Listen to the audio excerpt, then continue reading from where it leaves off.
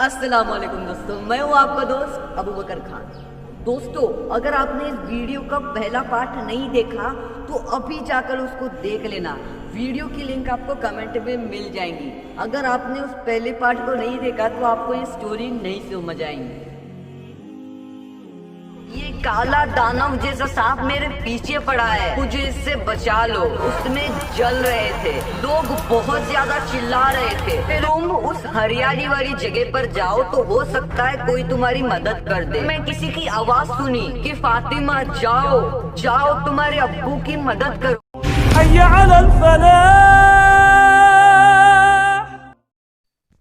میری فاطمہ اپنے دونوں ہاتھ پھیلائے ہوئے تھے۔ اس نے مجھے سیدھے ہاتھ سے گلے لگایا اور اپنے الٹے ہاتھ سے اس سانپ کو دور پھینک دیا۔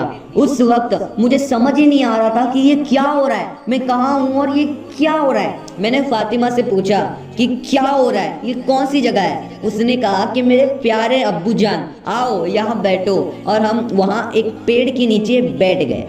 وہ آ کر میری گود میں بیٹھ گئی۔ وہ میری داڑھی کے ساتھ کھیلنے لگ گئی جو وہ دنیا میں بھی کیا کرتی تھی۔ میں نے اس کو پوچھا کہ فاطمہ پلیز مجھے بتاؤ کہ یہ کیا ہو رہا ہے۔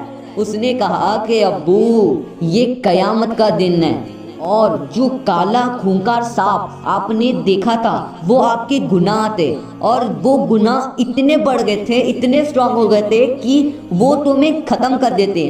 اور جو بوڑھا آدمی سفید کپڑوں کے ساتھ اور سفید داڑھی کے ساتھ تم نے دیکھا تھا وہ تمہاری نیکیاں تھے، اور وہ اتنے کم ہو گئے تھے کہ وہ تمہارے گناہوں کے سامنے نہ کے برابر تھے۔ اور اس وقت وہ اٹھ گئے۔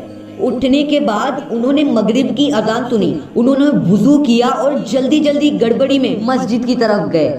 انہوں نے نماز پڑھی۔ انہیں اب یہ پتہ چل گیا تھا کہ ان کے لیے یہ ایک نئی زندگی کی شروعات ہے۔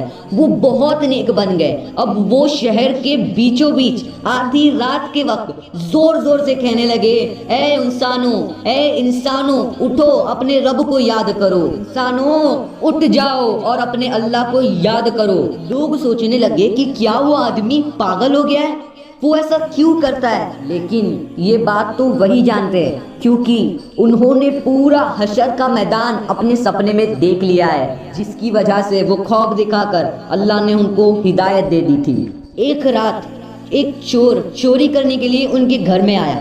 آدھی رات کے اندھیرے میں چور اپنے ہاتھ کو پھیلا پھیلا کر ڈھونڈنے لگا کہ کوئی چیز ہے یا نہیں، اور نماز پڑھتے ہوئے وہ شخص اندھیرے میں وہ چور ان کا ہاتھ غلطی سے پکڑ لیتا ہے، اور فاطمہ کے ابو بھی اس چور کا ہاتھ کس کر پکڑ لیتے ہیں۔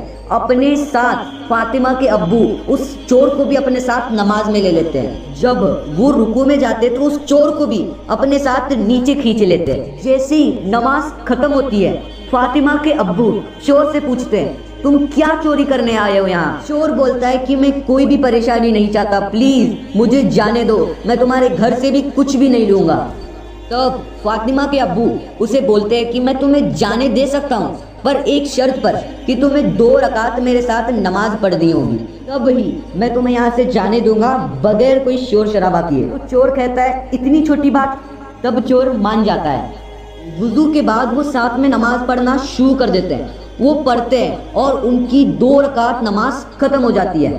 اب فاطمہ کے ابو چور کو بولتے ہیں کہ ٹھیک ہے، تم آزاد ہو، تم اب یہاں سے جا سکتے ہو۔ تب وہ چور بولتا ہے کہ کیا میں تھوڑی اور رکعت تمہارے ساتھ پڑھ سکتا ہوں؟ دوستو کہتے ہیں نا، اللہ ہر چیز پر قدرت رکھتا ہے، وہ جسے چاہے ہدایت دے سکتا ہے اور کسی کی بھی بگڑی بنا سکتا ہے۔ فاطمہ کے ابو اور وہ چور پھر سے نماز پڑھنے شروع کر دیتے ہیں۔ ایسے ہی پڑھتے پڑھتے فجر کا وقت ہو جاتا ہے۔ اب فاطمہ کے ابو کہتے ہیں کہ تم آزاد ہو، تم جا سکتے ہو۔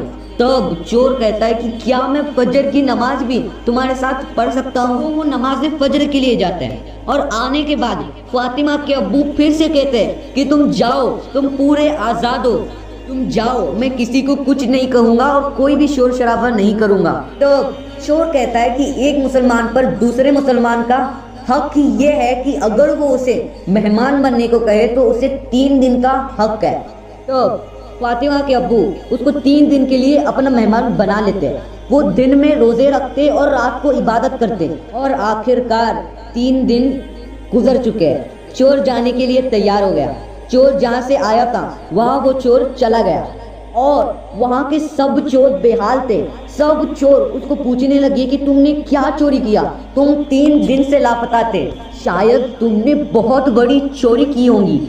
तो वो चोर सब चोरों से कहता है कि मैं कोशिश तो बहुत की, बहुत सारी चीज़ें लेकर आऊँ, लेकिन मैं किसी के घर में कोई चीज लूटने गया लेकिन उसने मुझे ही लूट लिया। सारे चोर बोलते हैं कि बोलो कौन है वो, अभी उसे जाकर हम मार कर आते हैं और तुम्हारी चीज लेकर आते हैं। तब वो चोर कहता है कि तुम वो चीज नहीं देख सकते, वो एक ऐसी चीज है जिसे ना ही तुम पकड़ सकते हो और ना ही देख सकते हो, उस चीज को सिर्फ महसूस कर सकते हो। तो वो लोग पूछते हैं कि तुम किसकी बात कर रहे हो। फिर वो चोर कहता है कि मैंने बहुत बड़ी गलती कर दी उस शख्स के घर जाकर, उसने वहां मुझे पकड़ लिया और उसने मुझे नमाज पढ़ना सिखाया, रोजे रखना सिखाया, उसने मुझे आधी रात को उठकर अल्लाह को याद करना सिखाया। मैं उसके घर पर कीमती चीज लूटने के लिए गया था पर उसने मेरी सबसे कीमती चीज ले ली, मेरा दिल। उसने मेरा दिल लेकर अल्लाह सुब्हान व ताला को दे दिया। तो वो लोग पूछते हैं कि हमें उस आदमी का नाम बताओ जिसने तुम्हारे साथ ऐसा किया। दोस्तों, क्या आप उस शख्स का नाम नहीं जानना चाहते जिसकी स्टोरी मैंने अभी तक बताई? उनका नाम है मलिक इब्न दीनार। आप में से बहुत लोग इनका नाम जानते ही होंगे। इस कहानी से आपको क्या सीख मिली, क्या मॉरल मिला, मुझे कमेंट कर जरूर बताना। वीडियो अच्छी लगी तो लाइक और शेयर जरूर करना और इस अबू बकर खान को अपनी दुआओं में जरूर याद रखना।